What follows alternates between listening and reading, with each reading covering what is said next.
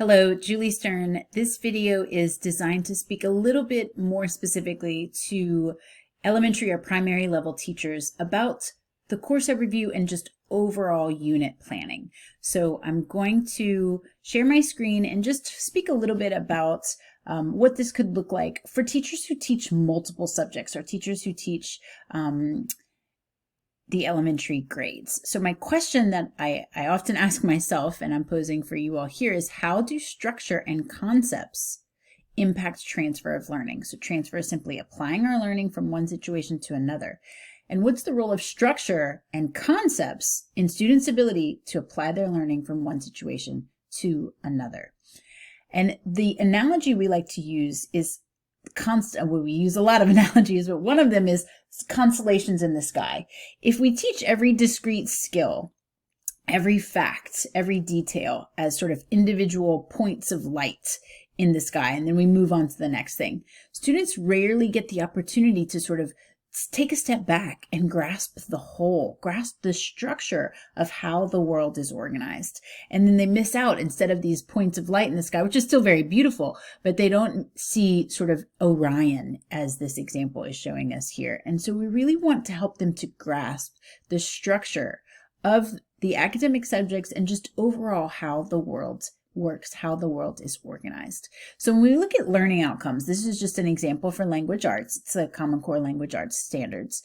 They often look like this, just a list. In kindergarten, these are the things that kids need to be able to know. Mostly they're do's. These things we need students to be able to do. And so how do we get them to go from this to grasping the structure of the subject? And if it's often asking the relationship between and among concepts. So we could ask, for instance, how do words and phrases impact the rhythm and meaning in a story, poem, or song? And in this case, the bolded words are the concepts: words, phrases, rhythm, and meaning. So how do words and phrases impact the rhythm and meaning in a story, poem, or song? That question both points students' attention to the deeper structural patterns of language arts, and it can frame a set of learning experiences, facilitating and fostering students' ability to transfer their learning to new situations. So one of the things we love to ask any age level students is, when they encounter something new, we ask them, what concepts are here? How are those concepts connected? How does my prior understanding play out here? And so if we were posing this question over a set of learning experiences, how do words and phrases impact the rhythm and meaning in a story, poem, or song? Students could become accustomed to looking for phrases, words, rhythm, and meaning in different poems, and more importantly, how they are connected, how they interact in new situations. So that's a quick English language arts example of how we're training our young people to see concepts and their connections, because concepts and their connections are the link between prior knowledge and new situations. And so we want to just sort of share some key points about what we're trying to say about all of this. Each discipline has a structure. That structure is what allows students to remember better and unlock new situations. As teachers, we can often grasp the relationship between words and phrases and rhythm and meaning of a poem or a book, but we need to help them to do it, because if we don't help them to do it, some will, but many won't. So we want students to be able to grasp the whole structure of the subject. And so I want to share a transdisciplinary example. Just as a quick example, I'll share some that are discipline specific and some that go across different subject areas. So let's look at this one. Classroom A, students explore the theme of climate change. They read books about climate change for language arts, study climate change for science, calculate numbers about climate change for mathematics, and sing songs about climate change in music class.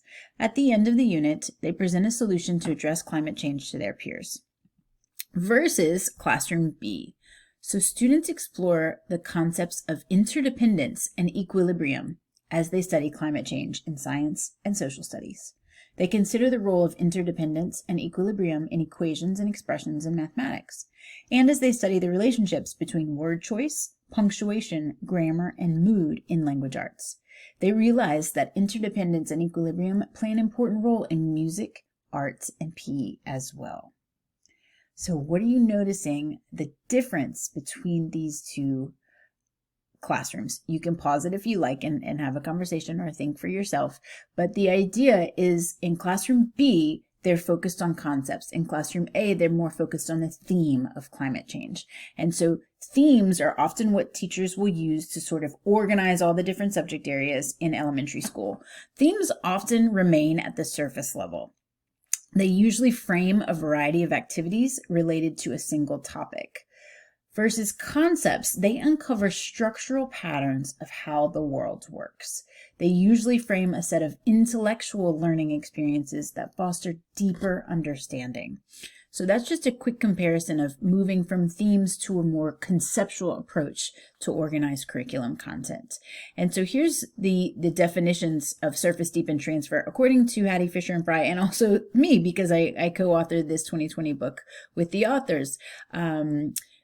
Surface is when students gain initial understanding of the concepts, terms, skills, facts, and vocabulary of a topic. But the concepts are key, and we put it there first because we don't have to wait to get to the deeper levels to introduce concepts to our young people.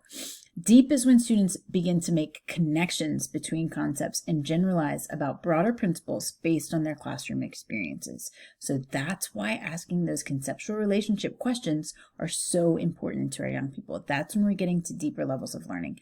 And then transfer happens when students apply these connections to new situations. So I want to just give a quick pause to, if you're familiar with inquiry, you're familiar with Reggio, what's the difference between those approaches and transfer? In transfer, the piece that we're emphasizing that others typically don't is that we're intentionally planning for students to consciously build organizing schema. Schema is simply another word for patterns of thought or structure of thought in the brain. What's common about all three of these in that center is that all three of these are looking for student-centered thinking classrooms. And so they can totally live in harmony as long as we are student-centered thinking classrooms, intentionally planning for students to consciously build schema is what we are offering to the field with learning that transfers.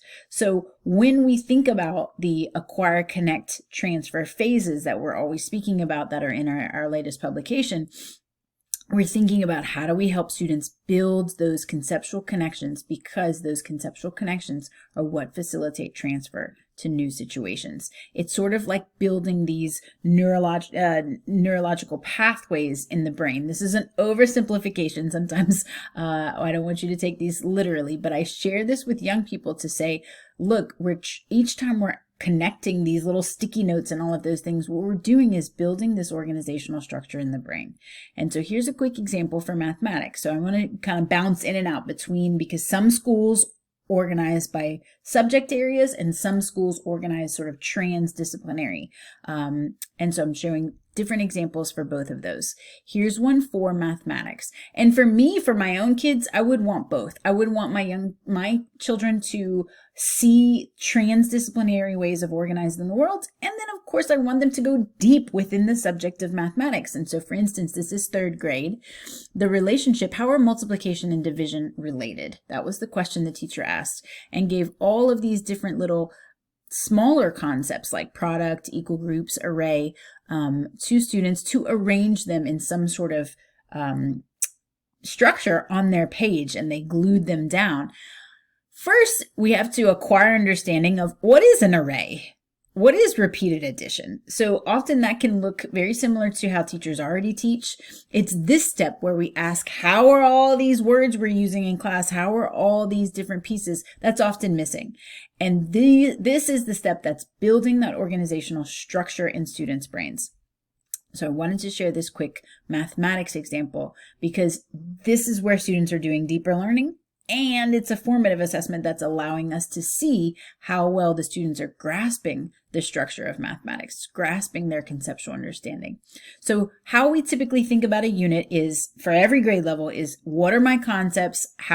What's my conceptual relationship question, which, how does blank impact blank is a good example. And then we think about one context, then we think about another context, then we think about another context, and then we think about another context. That's kind of the way in general that we think about unit planning, a particular unit. So I'm looking at this C3 framework here. By the end of grade 2, students need to compare, this is social studies, compare perspectives of people in the past to those of people in the present. I'm just jumping down here, explain connections among historical contexts and people's perspective at the time. So I might then ask students, just sort of translating that to our little model, how does technological development impact people's perspective? So we're going to go chronologically through time. We're going to start with trade routes. So that was a technological development. We often don't think of it as that because it was, camels and horses and things of that nature. But the trade routes all throughout history are technological developments. How did that impact people's perspective? What about the Industrial Revolution and factories? How did that impact people's perspective? What about globalization and ships and planes all over the world, moving stuff, moving goods around, moving people around? How did that impact people's perspective? And what about the internet? How does that impact people's perspective? So that's just a quick example of how we would look at some learning outcomes and put together a conceptual question moving through these different contexts and different situations. That was totally social studies. Here's going back to that transdisciplinary example from earlier. Here's one way we could think about organizing a unit that goes across different disciplines. We could have students sort of put on the transdisciplinary lenses of equilibrium and interdependence, and we explore text in language arts through equilibrium and interdependence. How does grammar, equilibrium and interdependence between grammar, word choice, and mood impact a text? How does equilibrium and interdependence play out in mathematics? How does it play out in PE, in music, and in science? So that's just a quick example of how we could think through transdisciplinary lenses that kind of go across different subject areas. So we're both getting disciplinary depth and we're getting transdisciplinary breadth by exploring concepts in this way. So in this example, how would we point student attention to deeper structural patterns? We could ask first, what effect do interdependence and equilibrium have on all these different subject areas? How does equilibrium and interdependence play out in all these different subject areas? What is the role, this is one specific to language arts, what's the role of interdependence and equilibrium in word choice, grammar, punctuation, and mood? This one's specific to health and PE. How do interdependence, equilibrium, health, sportsmanship, and nutrition interact? So just some quick examples of transdisciplinary that go across disciplines while still maintaining that disciplinary depth. Finally, when it comes to story of the course is something that we talk a lot about that kind of really hooks student attention and helps them to see what the whole course is about. So we have two options. We could write a story of the course per each discipline or subject area. So here's a quick example from one of our online course participants for English language arts. How can we express ourselves through language? This year, we will discuss and use different media to learn how we can express our thoughts, opinions, and creativity in a variety of ways. We will learn how to express ourselves in a respectful and in an open-minded way, looking at language from different perspectives. We'll explore how language can be a way to express ourselves and learn from. So it's a beautiful story of the course for English language arts. And then we can think about a transdisciplinary story of the course. And story of the course does not have to be written. It could be a visual, for instance. So here's one, I believe this is for kindergarten, that's looking at equilibrium or balance, helping our young people to understand the concept of balance and in a little bit more detail about the word equilibrium, and exploring how can we be sure that we are balanced in our own lives, in ourselves. Are we getting enough sleep? Are we having a decent amount of both work and play, or things like that? How is our nutrition? How's our daily food intake? Things like that. How does equilibrium of exercise impact my life? And so those are the questions we could ask when it comes to ourselves. And then we're going to go to our classroom. So interacting with other people. How does equilibrium have an impact? How do we get along in our classroom? How do we make sure that we have rules where everyone feels like it's fair, like we're nice and organized, we're productive, everyone feels like they belong here in our classroom? So that would be equilibrium of our classroom.